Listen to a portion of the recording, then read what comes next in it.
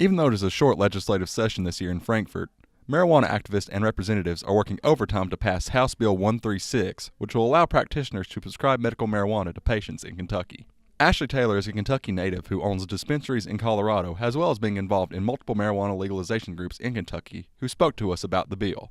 Get everything you want, when you want it, and where you want it, on any mobile or digital device and viewable screen, including that big screen in your living room. Get it on the go, at night, or wherever you want it. 24/7, WBONTV.com. Learn it, love it, use it. We've had numerous other bills introduced to our legislators in the past. We've had medical bills.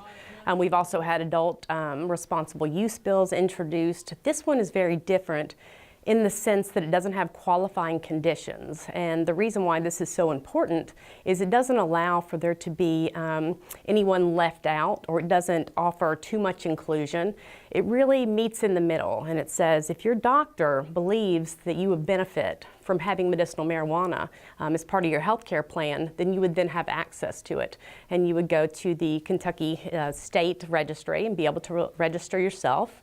And have access through medical dispensaries that would be opened through the state licensing, and be able to have access to this medicine, which could benefit you. I think really the most important thing here is that we know how many other states at this point have medical marijuana programs. There's 23 right now. There's also 10 additional states that allow full access to the citizens of their area.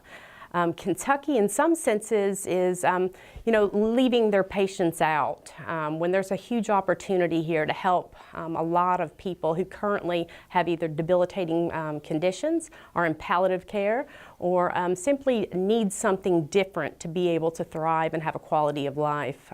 We know, and we kind of have the advantage, I would think, of not being the first to market.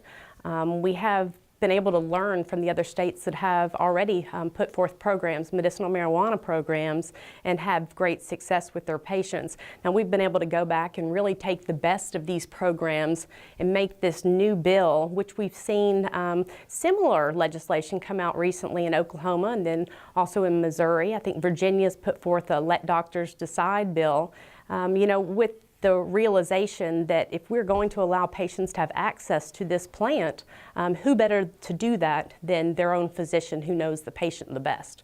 So we're very optimistic about where this legislation is going to go. But in order to be able to have the greatest success and to make sure that we get this done, we really need the public to begin to move forward and to let their specific legislators know that this bill is out there. We want them to say yes to it, and for them to call up to Frankfort or to email their legislators. And they can call 1-800-372-7181. And they can be put through to their legislator and to just ask them to vote yes for House Bill 136. With WBON TV, I'm Lance Gaither, and for more great stories such as these, go to Richmond's very own WBONTV.com.